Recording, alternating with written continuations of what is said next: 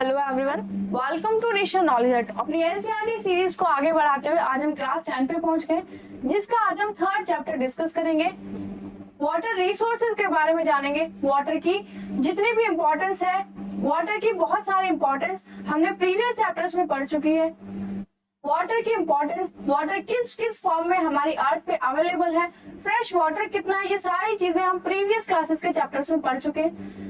जिसने भी ये चैप्टर्स नहीं देखे हैं, प्लेलिस्ट अवेलेबल है चैनल पर जाके आप ये चैप्टर्स देख सकते हैं। और भी चैप्टर्स अपलोड किए गए हैं सोशल साइंस और साइंस से, आप वो भी देख सकते हैं। कोई भी डाउट आता है तो कमेंट करके जरूर पूछेगा। गवर्नमेंट जॉब के नाम से प्लेलिस्ट अवेलेबल है, वो भी देख सकते हैं। कोई भी कैंडिडेट जो भी गवर्नमेंट एग्जाम की तैयारी कर रहा है, वो भी उन वीडियोस को रेफर करके डिफरेंट फॉर्म्स अपने क्वालिफिकेशन के हिसाब से फिल कर सकता है। देरी न करते हुए स्टार्ट करते हैं इस चैप्टर को। तब तक के लिए चैनल को लाइक शेयर सब्सक्राइब जरूर कर लीजिए, बेल आइकन को जरूर प्रेस कर लीजिए, ताकि आगे आने वाले सभी चैप्टर्स की और चैनल पे जो भी वीडियोस आ रही है आपको उनकी नोटिफिकेशंस मिल पाए।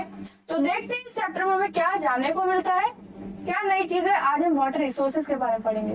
पहले फर्स्ट पेज पे हम देखेंगे इस चैप्टर के कि यहाँ दो बच्चे बात कर रहे हैं आपस में, जिसमें चिंटू बोलता है पिंकी से, did you see those awesome TV reports flood in Assam? क्या तुमने उन रिपोर्ट्स को देखा जो टीवी पे आजकल चल रहे हैं कि असम में फ्लड आ गई है? My God, they have created, it has destroyed and swept away everything in its path. Chintu कहता है कि इतना ज्यादा डिस्ट्रक्शन हुआ है इससे कि उसके फ्लड के रास्ते में जो भी आया वो सब अपने साथ ले गई। पिंकी बोलती है, यस चिंटू, आई डिड, मैंने देखा। Is not it strange that water can give life and take life as well? कि पानी, ये कितना स्ट्रेंज है कि पानी हमें लाइफ देता भी है और ले भी लेता है। What would we do without water? अगर पानी ना हो तो हम क्या करेंगे? We need water to drink, हमें पानी पीने के लिए चाहिए, खाना पकाने के लिए चाहिए, कपड़े धोने के लिए चाहिए और खुद नहाने धोने के लिए भी चाहिए। My father was telling me that in his factory they need lot of water for a number of things. मेरे फादर ने बताया कि उनकी फैक्ट्री में बहुत सारी एक्टिविटीज के लिए, बहुत सारी चीजों के लिए बहुत सारे पानी की जरूरत पड़ती है। Did you know that they even need water for cooling the machines? Even उनकी फैक्ट्री में, उनकी कंपनी में मशीन्स को कूल करने के लिए भी पानी की जरूरत पड़ती है। In fact, the factory runs on the power supplied by the hydel power plant. In fact जिस इलेक्ट्रिसिटी से वो मशीन्स चल रही है, हाइडल पावर प्लांट चलाए जा रहे हैं जिससे वो इलेक्ट्रिसिटी बन रही है। Now I can understand why through the ages we humans have chosen to live near water। अब मैं समझ चुकी हूँ कि हजारों सालों से हम पानी के आसपास क्यों रह रहे हैं, मतलब रिवर्स के आसपास क्यों रह रहे हैं। Other water sources like springs, lakes, ponds, oases, इन सभी जो ये अलग अलग वाटर के फॉर्म्स अवेलेबल है अर्थ के ऊपर, हम इनके आसपास क्यों रह रहे हैं। तो यू ऑलरेडी नो दैट 3/4 जो अर्थ सरफेस है वो पानी से कवर है, लेकिन बहुत स्मॉल पोर्शन ही ऐसा है जहाँ पर फ्रेश वाटर अवेलेबल है। This fresh water is mainly obtain कहाँ से होता है? ये फ्रॉम सरफेस रन ऑफ, जो पानी बहकर आता है रिवर्स, पॉन्ड्स, लेक्स के थ्रू। जो ग्राउंड वाटर में जमीन के नीचे जो पानी है वहां से it's continuous renewed and recharge through the hydrological cycle. जो हम वाटर साइकिल पढ़ते हैं उसी से ये जो पानी है वो रिन्यू हो रहा है और रिचार्ज होकर दोबारा हमारे पास आ रहा है। Water moves with in the hydrological cycle ensuring that water is a renewable resource. Water के मूवमेंट से, इसके हाइड्रोलॉजिकल साइकिल से, वाटर साइकिल से हम देखेंगे वाटर क्या है? रिन्यूएबल रिसोर्स है जो अपने आप को रिन्यू कर रहा है। You might wonder that it 3/4 of water is covered with water and is renewable resources। ये एक वंडर है कि 3/4 पानी अर्थ पे अवेलेबल है और ये अपने आप को रिन्यू भी कर रहा है। Then how is it that countries and regions around the globe suffer from scarcity? उसके बावजूद भी बहुत सारे ऐसे रीजन है पूरे ग्लोब में, पूरे इंटरनेशनल लेवल में, जहाँ पर पानी की स्कार्सिटी, कमी को महसूस किया जाता है। Why is it predicted that by 2025 nearly 2 billion people will live in absolutely water scarcity? तो कैसे ये प्रिडिक्ट किया जा रहा है कि 2025 तक नियरली अबाउट 2 बिलियन पीपल ऐसे होंगे जिनके पास पानी की अवेलेबिलिटी नहीं होगी, जो कि इस स्कार्सिटी ऑफ वाटर को फेस करेंगे। वाटर स्कार्सिटी क्या होती है और हमें कंजर्व क्यों करना है वाटर को और किस तरह से हम उसको मैनेज करेंगे।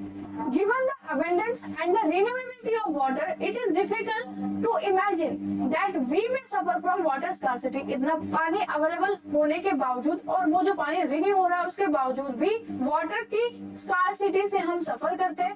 The moment we speak of water shortage, we immediately associate it with region having low rainfall or those that are drought prone.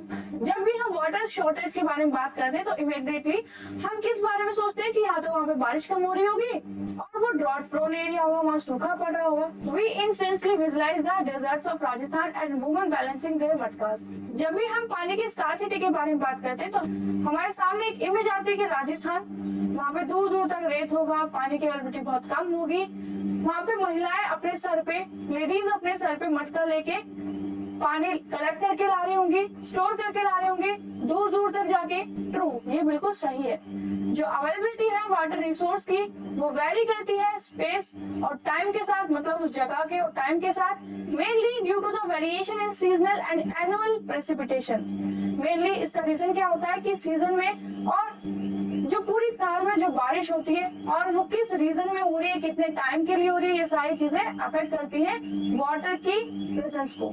Last class के चैप्टर्स में हमने पढ़ा कि बारिश कैसे होती है और कौन कौन से हवाएं उससे रिस्पॉन्सिबल होती है कि कहाँ कहाँ पर बारिश होगी और राजस्थान रीजन में बारिश क्यों नहीं होती है। सारी चीजें हम प्रीवियस चैप्टर में पढ़ चुके हैं, आप वो चैप्टर जाके देख सकते हैं, चैनल पे अवेलेबल है playlist. But water scarcity in most cases is caused by over exploitation. लेकिन ज्यादातर केस में क्या होता है कि जो स्कार्सिटी है पानी की वो ओवर एक्सप्लॉइटेशन की वजह से हो रही है कि हम उसको अच्छे से जो यूज नहीं कर रहे, जो एक्सप्लॉइट कर रहे हैं, एक्सेसिव यूज, ज्यादा पानी का यूज करें। मान लीजिए हमें किसी भी एक्टिविटी को करने के लिए कम पानी की जरूरत है लेकिन हम उसमें ज्यादा पानी यूज कर रहे हैं तो ये क्या हुआ, वेस्टेज हुआ। और अनइक्वल एक्सेस वाटर है जो अलग अलग रीजन में, अलग अलग ग्रुप्स में, अलग अलग सोशल ग्रुप में जो पानी की बंटवारा हो रखा है, जो उससे भी स्कार्सिटी फेस करनी पड़ती है बहुत सारे लोगों को पानी की। Where is then water scarcity likely to occur? Water scarcity है कहाँ? As you have read in the hydrological cycle में जैसे हमने पढ़ा कि जो फ्रेश वाटर है वो हमें कहाँ से मिलता है, जो बारिश आती है वहां से, और जो रिवर्स में जो सरफेस रन ऑफ में वाटर है वहां से या फिर ग्राउंड वाटर से। क्या ये भी पॉसिबल है कि किसी एरिया में बहुत सारा पानी है लेकिन वहां पे फिर भी वाटर स्कार्सिटी फेस करनी पड़ रही है? तो ऐसी बहुत सारी सिटीज हैं, ऐसे बहुत सारे एग्जाम्पल है। Thus, water scarcity may be an outcome of large and growing population and consequent greater demands of water and unequal access to it। मतलब ऐसे बहुत सारी सिटीज हैं जहाँ पर इस तरह की प्रॉब्लम फेस करने को मिल रही है, जिसका एक एग्जांपल ये है या रीजन ये है कि वहाँ की बढ़ती हुई जो पॉपुलेशन है और उसकी डिमांड जो है वाटर की, जिसकी वजह से ये वाटर की स्कार्सिटी की प्रॉब्लम बढ़ती जा रही है। डिमांड ज्यादा है पानी की लेकिन जो अमाउंट है वो तो फिक्स्ड है, पॉपुलेशन बढ़ती जा रही है तो ज्यादा पानी की जरूरत है, जिससे अनइक्वल एक्सेस हो जाता है वाटर का सभी के लिए। Large population require more water, जितनी ज्यादा पॉपुलेशन होगी उसको उतने ज्यादा पानी की जरूरत पड़ेगी। डोमेस्टिक जो एक्टिविटीज होती है उनके लिए नहीं बल्कि फूड को ग्रो करने के लिए भी पानी की जरूरत बहुत ज्यादा होती है। पॉपुलेशन ज्यादा होगी तो फूड ग्रेन की डिमांड भी ज्यादा होगी और फूड को उगाने के लिए इरिगेशन भी अच्छे से करना पड़ेगा, तो वहाँ पे पानी की बहुत ज्यादा जरूरत होगी। Water resource are being overexploited to expand irrigate areas for dry season agriculture। Agriculture के लिए जो ड्राई सीजन आते हैं साल में, जो गर्मियों का मौसम आता है, उस वक्त बहुत सारे पानी की जरूरत पड़ती है क्रॉप्स को। जब बारिश नहीं होती तो सारा पानी कहाँ से लिया जाता है, ग्राउंड वाटर से लिया जाएगा, जो यहाँ सरफेस रन ऑफ है वहां से लिया जाएगा। इरिगेट एग्रीकल्चर लार्जेस्ट कंज्यूमर है वाटर का, मतलब सबसे ज्यादा पानी इरिगेशन में यूज होता है। Now it is needed to revolutionize the agriculture through developing drought-resistant crop and dry farming techniques। तो हमें पानी को कंजर्व करने के लिए थोड़ा सा रिवोल्यूशनाइज होना पड़ेगा, हमें थोड़ा सा नए नए आइडियाज के बारे में सोचना पड़ेगा कि किस तरह से हम ड्राई फार्मिंग टेक्निक्स को अपना सकते हैं, ऐसी एग्रीकल्चर प्रैक्टिसेस कर सकते हैं जिसमें पानी की कमी हो, या ऐसी क्रॉप ग्रो करा सकते हैं जिनको पानी की कम जरूरत पड़ती हो। ये एक इजराइल का यहाँ पे कटआउट है जिसमें बताया कि 25 सेंटीमीटर औसत वर्षा होती है जहाँ पे जल का तो कोई अभाव नहीं है, और दूसरी ओर 144 सेंटीमीटर बारिश होती है। हमारे देश में जहाँ पे हर वर्ष सूखा जरूर पड़ता है। तो इस तरह की चीजें यहाँ पे बताई हुई है। वाटर के लिए एक कोट कहा जाता है, water water everywhere not a drop of drink. आसपास देखिए तो पानी पानी है, लेकिन एक बूंद पानी पीने के लिए नहीं है। अगर आप ओशन में खड़े होकर देखते हैं तो आसपास पानी है, लेकिन आप उस पानी को पी नहीं सकते हो। यहाँ पे एक फिगर है जिसमें आप देख रहे हैं कि एक बच्चा किस तरह से पानी कलेक्ट कर रहा है पानी पीने के लिए उस पाइप से। उसके आसपास देखिए कितना सारा फ्लड का गंदा पानी भरा हुआ है, लेकिन पी नहीं सकता वो। पीने के लिए वो इस पाइप से ही यहाँ से बॉटल में पानी भर रहा है। यहाँ पर एक और फिगर है जिसमें एक लेडी है जो अर्थक्वेक आया है कश्मीर में, वो सर्वाइवर है उसकी, तो वो स्नो को कलेक्ट करके ले जा रही है अपने मटके में, ताकि वो जैसे मेल्ट होगा तो वो उस पानी को वो यूज कर पाए। On wells and tube wells in their farms for irrigation to increase the produce। लोगों ने क्या किया है, अपने प्रोड्यूस को इंक्रीज करने के लिए अपने ही खेतों में ट्यूबवेल्स लगा लिए, अपने खुद के मोटर्स लगा लिए, ताकि बारिश ना होने पे ग्राउंड वाटर से पानी लिया जाए। But have you wonder what this could result, इसका रिजल्ट क्या होगा, कभी सोचा है? इससे क्या होगा कि जो ग्राउंड वाटर है उसका लेवल गिर जाएगा, वो फेल हो जाएगा। एक टाइम पे आपको और ज्यादा डिग करके नीचे नीचे पाइप्स ले जाने पड़ेंगे, जैसे जैसे वो वाटर लेवल कम होता जाएगा। इसका एडवर्स इफेक्ट पड़ेगा वाटर की अवेलेबिलिटी पे और एज वेल एज फूड की सिक्योरिटी पे भी, क्योंकि पानी कम होगा, पानी से उगने वाली और क्रॉप्स भी कम उगेंगी। इंडिपेंडेंट की अगर बात करें इंडिया में, India witnessed intensive industrialisation and urbanisation creating vast opportunities for us. Post independent India में क्या हुआ, इंडस्ट्रियलाइजेशन हुआ, अर्बनाइजेशन हुआ, जिससे बहुत सारे अपॉर्चुनिटीज क्रिएट हुई एम्प्लॉयमेंट की। आज बहुत सारे ऐसे इंडस्ट्रीज हम अपने आसपास देखते हैं, एमएनसीज देखते हैं। The ever increasing number of industries has made matters worse by exerting pressure on existing fresh water resources। जैसे जैसे फैक्ट्रीज का नंबर बढ़ रहा है, फ्रेश वाटर रिसोर्सेज के ऊपर और ज्यादा प्रेशर आ रहा है, उनको और ज्यादा वर्स मैनर में यूज किया जा रहा है। Industries apart from being heavy users of water also require power to run them. Industries में पानी की जरूरत पड़ती है मशीन्स में यूज करने के लिए, पावर्स को, इलेक्ट्रिसिटी को बनाने के लिए, जिससे वो मशीन चल रही है उसके लिए भी पानी का यूज होता है। तो यहाँ पे देख रहे हैं कि कितना सारा पानी यूज हो रहा है। जैसे कि इलेक्ट्रिसिटी कहाँ से आती है, हाइड्रो इलेक्ट्रिक पावर प्लांट से। जैसे जैसे अर्बन सेंटर्स बढ़ रहे हैं, पॉपुलेशन बढ़ रहे हैं, उससे पानी की डिमांड भी बढ़ती जा रही है, एनर्जी की रिक्वायरमेंट बढ़ती जा रही है, प्रॉब्लम और ज्यादा इंक्रीज होती जा रही है। आप अपने आसपास अपने सिटीज में भी देखेंगे कि बहुत सारे, इवन ऑलमोस्ट सारे ही घर ऐसे हैं जहाँ पर खुद का सेल्फ ग्राउंड वाटर पंप है, मोटर्स हैं सबके घर में। तो ये बहुत इजी सी बात हो जाती है। बहुत सारे जो रीजन है वहाँ पे वाटर का जो रिसोर्स है वो फ्रेजाइल अमाउंट में है, लेकिन कुछ ऐसा भी एरिया है जहाँ पर इस पानी की जो स्कार्सिटी है वो बहुत ज्यादा ऑब्जर्व करनी पड़ रही है। जब पानी ज्यादा होता है, प्रॉपर अमाउंट में मिलता है, तो उसको एक्सप्लॉइट भी किया जाता है। सो फार we have focused on the quantitative aspect of water scarcity। अब हम देखेंगे, हमको फोकस करना है जो वाटर स्कार्सिटी के क्वांटिटेटिव एस्पेक्ट्स है। नाउ लेट अस कंसीडर, हमें कंसीडर करना एक अनदर सिचुएशन को हम देखते हैं। When water is sufficient available to meet the needs of people.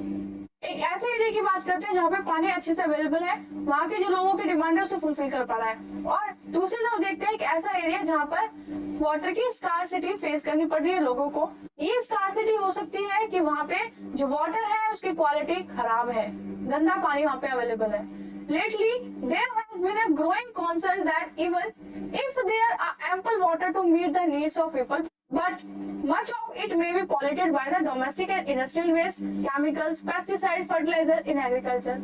पानी की अवेलेबिलिटी तो बहुत है, जिससे वहाँ पे रहने वाले लोगों की जो नीड है वो फुलफिल हो पाएगी, लेकिन वो पानी कैसा है, गंदा है। अगर वो गंदा पानी है तो पानी की अवेलेबिलिटी होने के बावजूद भी वहाँ के जो लोग हैं वो स्कार्सिटी को फेस कर सकते हैं। जो पॉल्यूटेड किस वजह से हो सकता है कि वहाँ पे जो industrial waste, domestic waste, chemical waste, pesticides और फर्टिलाइजर्स को यूज किया जा रहा है एग्रीकल्चर में, और वो सारा जो वेस्ट है वो कहाँ जा रहा है, उस रन ऑफ वाटर में जा रहा है, जिससे कि रिवर्स भी गंदी हो रही है और उनका पानी भी वो यूज नहीं कर पा रहे, thus making it hazardous for human।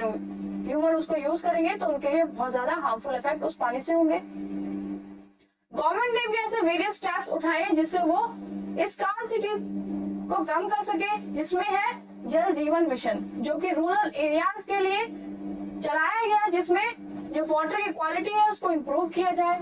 जल जीवन मिशन का जो गोल था वो रूरल एरियाज में पाइप के थ्रू हर घर में साफ जल पहुंचाने का मिशन था, जिसमें 55 litre per capita per day regularly long terms तक इस टैप वाटर को पहुंचाया जाएगा सबके घरों में। नेक्स्ट देखते हैं, you have already realize that the need of hour is to conserve and manage our water resource.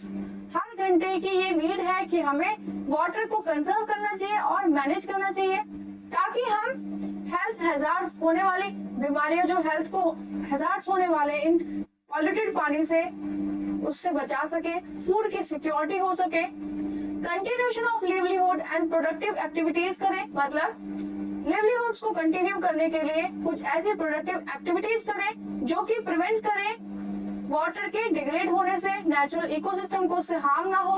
Over exploitation और मिसमैनेजमेंट है जो वाटर का, उसको भी हम इम्प्रूव करें, ताकि इस रिसोर्स की जो इकोलॉजिकल क्राइसिस है उसके इम्पैक्ट हमारी लाइफ पे ना हो सके, उन इम्पैक्ट को हम रिड्यूस कर सके। नेक्स्ट एक एक्टिविटी आपको दी गई है, आपको अपना रोज का एक्सपीरियंस लिखना है कि किस तरह से आप वाटर को कंजर्व कर सकते हैं। Multipurpose river projects and integrated water resource management देखते हैं क्या होता है, मल्टीपर्पज रिवर प्रोजेक्ट्स क्या होते हैं और इंटीग्रेटेड वाटर रिसोर्सेज मैनेजमेंट क्या होता है। हम किस तरह से वाटर को कंजर्व और मैनेज कर सकते हैं। आर्कियोलॉजिकल और हिस्टोरिकल रिकॉर्ड्स एंशिएंट टाइम से बताते हैं कि जो पिछले हमारी जनरेशन रह चुकी है उनके पास भी प्रॉपर डैम्स थे, हाइड्रोलिक स्ट्रक्चर्स थे जो कि स्टोन रबल से बने हुए थे, रिजर्वेयर्स थे, लेक्स थे, कैनाल्स थे, एम्बैंकमेंट्स थे इरिगेशन के लिए, मतलब वहाँ पे इरिगेशन की पूरी प्रॉपर फैसिलिटीज थी।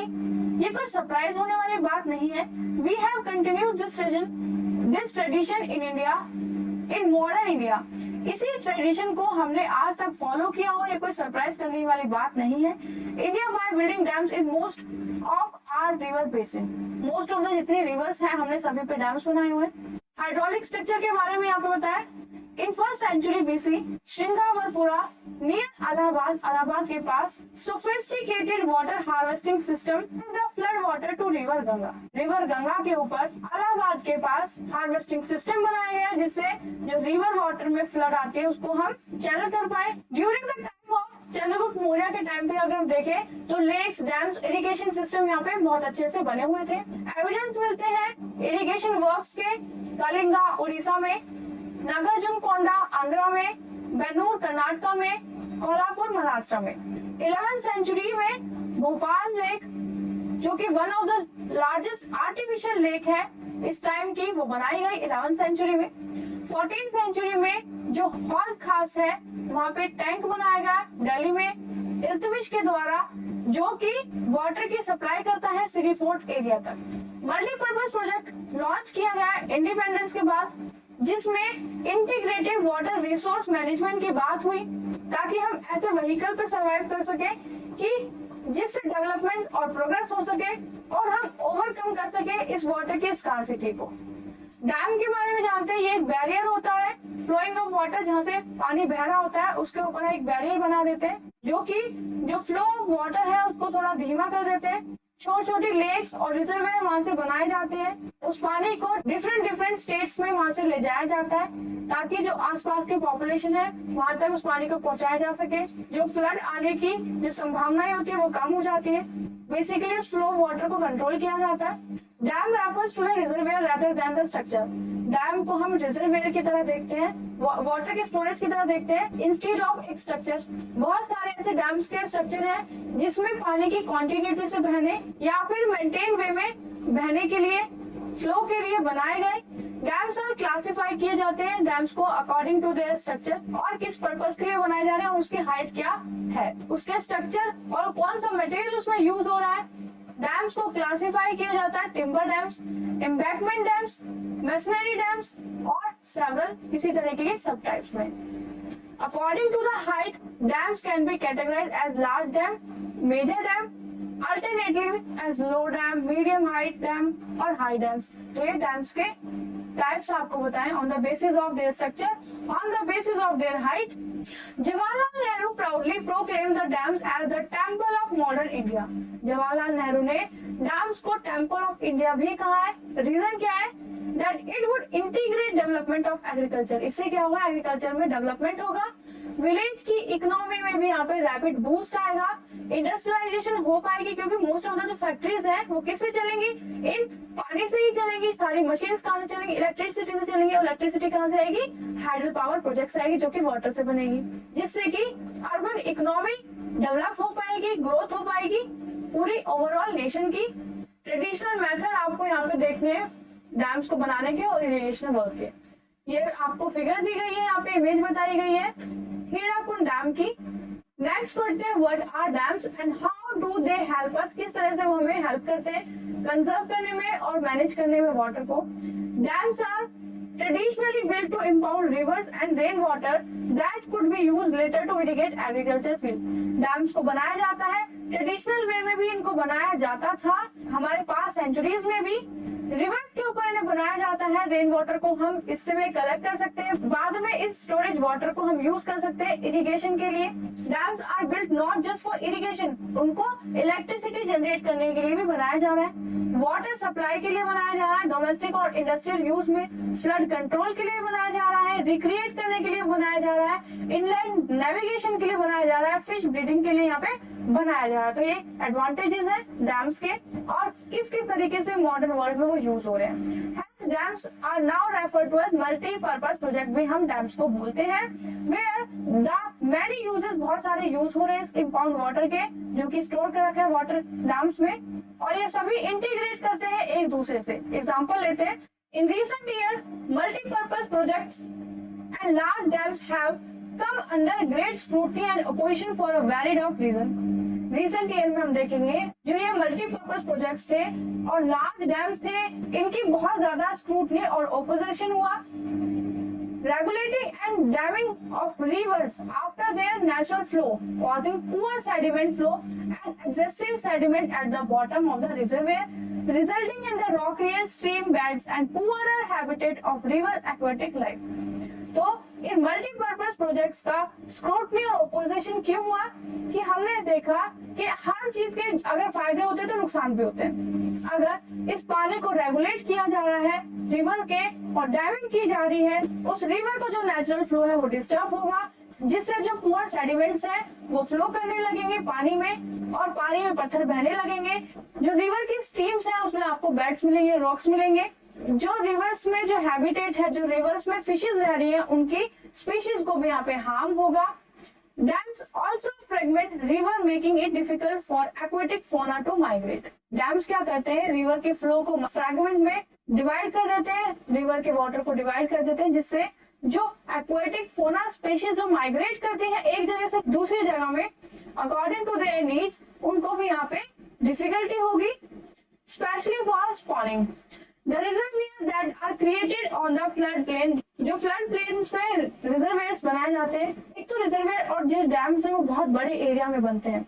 वहाँ की जो एग्जिस्टिंग वेजिटेशन है उसको पहले वहां से क्लियर किया जाता है, साफ किया जाता है, डिफोरेस्टेशन होता है मास लेवल पे, उसके बाद ये रिजर्वेयर्स बनाए जाते हैं और बहुत समय तक फिर ये जो जमीन होती है वो पानी के अंदर ही, उस जमीन पे सिर्फ पानी ही रह जाता है। नेक्स्ट है सरदार सरोवर डैम, जो कि नर्मदा रिवर में बनाया गया है गुजरात में। ये one of the largest water resource project है, जो कि महाराष्ट्र, मध्य प्रदेश, गुजरात और राजस्थान के एरिया में ये आता है। सरदार सरोवर प्रोजेक्ट जो है वो फुलफिल करता है वाटर के रिक्वायरमेंट को, वहाँ के जो ड्रॉट प्रोन एरियाज है उनमें, जो डिजर्ट एरियाज है वहाँ के लिए। Sardar Sarovar project also irrigate, Sardar Sarovar project जो है वो इरिगेशन फैसिलिटीज भी प्रोवाइड करता है। 18.45 लाख हेक्टेयर लैंड से ये कवर करता है 3112 विलेजेस को ये पानी पहुंचाता है, जो कि 15 डिस्ट्रिक्ट्स हैं गुजरात के। It will also irrigate 246 hectare of land in the strategic desert district of Barmer, Jalore, जो राजस्थान में जो डिस्ट्रिक्ट्स है, जो डेजर्ट प्रोन एरिया, यहाँ पर भी इस प्रोजेक्ट के थ्रू पानी पहुंचाया जा रहा है। 37,500 हेक्टेयर जो ट्राइबल हिली ट्रैक है महाराष्ट्र में, वहां पे भी जो पानी है वो इसी डैम के थ्रू यूज किया जा रहा है। अबाउट 75% एरिया जो है गुजरात का ड्रॉट प्रोन और राजस्थान का इसी डैम के थ्रू पानी की रिक्वायरमेंट को वहां पे पूरा किया जा रहा है। और जल्दी ही ऐसा होगा कि वहां का जो ड्रॉट प्रूफ एरिया है वो बिल्कुल खत्म हो जाएगा। नेक्स्ट यहाँ पे प्रधानमंत्री कृषि सिंचाई योजना के बारे में लिखा है। Some of the broad objective of this programme, ये गवर्नमेंट की तरफ से लॉन्च किया गया प्रोग्राम है। इसका एक ऑब्जेक्टिव ये है कि ये इनहेंस करेगा physical access of water on the farm and expand करेगा कल्टिवेबल एरिया को, जिससे क्या होगा कि जो भी हमारे ऐसे लैंड है जहाँ पे खेती नहीं हो पाती, जहाँ पे पानी की कमी है, वहाँ पे इस प्रोग्राम के थ्रू इरिगेशन फैसिलिटीज प्रोवाइड की जाएगी। जो फार्म एक्टिविटीज है उनको इम्प्रूव किया जाएगा, वेस्टेज को रिड्यूस किया जाएगा, इंक्रीज किया जाएगा अवेलेबिलिटी और ड्यूरेशन, इंक्रीज किया जाएगा अवेलेबिलिटी को वाटर की और ड्यूरेशन को। इरिगेशन और वाटर सेविंग टेक्नोलॉजीज पे यहाँ पे ध्यान दिया जाएगा, हर एक ड्रॉप पे यहाँ पे ध्यान दिया जाएगा, हर एक ड्रॉप को यहाँ पे यूज किया जाएगा, जिससे कि हम इंट्रोड्यूस करेंगे सस्टेनेबल वाटर कंजर्वेशन प्रैक्टिसेस को। सस्टेनेबल का मतलब होता है, क्या आप जानते हैं कृष्णा और गोदावरी रिवर का जो पानी है उसमें डिस्प्यूट चल रहा है कर्नाटक और आंध्र प्रदेश की गवर्नमेंट के बीच में, जिसका जो कोयना रिवर के वाटर का जो डिस्ट्रीब्यूशन है, डाइवर्जन जो है वो महाराष्ट्र गवर्नमेंट ने उसके ऊपर मल्टीपर्पज प्रोजेक्ट बना लिया है।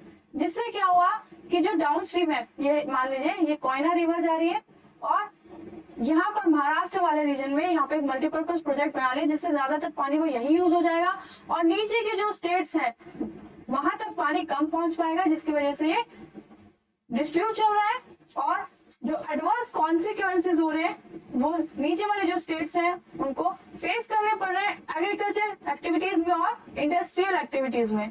एक लिस्ट बनानी है आपको इसी तरह की जिसमें वाटर डिस्प्यूट हो रहा है स्टेट्स के बीच में। Ironically the dam that were constructed to control the flood have triggered flood due to sediment in the reservoir. उनमें इतना ज्यादा सेडिमेंट इकट्ठा हो जाता है जिसकी वजह से वो खुद ही कारण बन जाते हैं फ्लड का। मोरओवर द बिग डैम, जो बड़े डैम्स है मोस्टली बीन अनसक्सेसफुल हुए इस चीज में कंट्रोल करने में फ्लड को at the time of excessive rainfall. जब भी ज्यादा बारिश हो जाती है तो जो बड़े बड़े डैम है वो ओवरफ्लो हो जाते हैं, उसकी वजह से भी बाढ़ आ जाती है। तो आपको ऐसे ही कुछ different parts of the country के यहाँ पे नाम बताने जिसमें फ्लड आ रही है हैवी रेनफॉल की वजह से। These floods have not only devastated life and property, ये जो फ्लड्स है ये सिर्फ लाइफ और प्रॉपर्टी का नुकसान नहीं करती but also cause extensive soil erosion भी इससे होगा। जो सेडिमेंट्स थे that the flood place were deprived of silt, a natural fertiliser, further adding on to the problem on land degradation. जो सेडिमेंटेशन हुआ है वो इरोड हो जाएगा, जिससे जो नेचुरल फर्टिलाइजर है एग्रीकल्चर का वो डिप्लीट हो जाएगा और फिर लैंड डिग्रेड वाली प्रॉब्लम्स क्रिएट हो जाएंगी। इट वॉज ऑल्सो ऑब्जर्व किया गया कि जो मल्टीपर्पज प्रोजेक्ट होते हैं उससे अर्थक्वेक भी आ रहे हैं, वाटर बॉर्न डिसीज भी हो रही है, पेस्ट और पॉल्यूशन भी हो रहा है, जिससे जो वाटर का जो क्वालिटी है वो भी बहुत ज्यादा रिड्यूस होती जा रही है। तो ये वीडियो हम यहीं पे एंड करते हैं। चैप्टर बहुत ज्यादा लेंथी है, बड़ी क्लासेस है, बोर्ड क्लासेस है, तो अच्छे से विद पेस के साथ इस चैप्टर को हम कवर करेंगे। तो ये वाली वीडियो यहीं पे खत्म करते हैं। नेक्स्ट पार्ट में हम बाकी का बचा हुआ चैप्टर पढ़ेंगे। जितने भी लोगों ने प्रीवियस चैप्टर्स नहीं देखे हैं वो जरूर देख लीजिए, प्लेलिस्ट अवेलेबल है। तब तक के लिए चैनल को लाइक शेयर सब्सक्राइब जरूर कर लीजिए, बेल आइकन को प्रेस कर लीजिए ताकि आगे आने वाली सभी वीडियोस की नोटिफिकेशन आपको मिल पाए। All the best and thank you.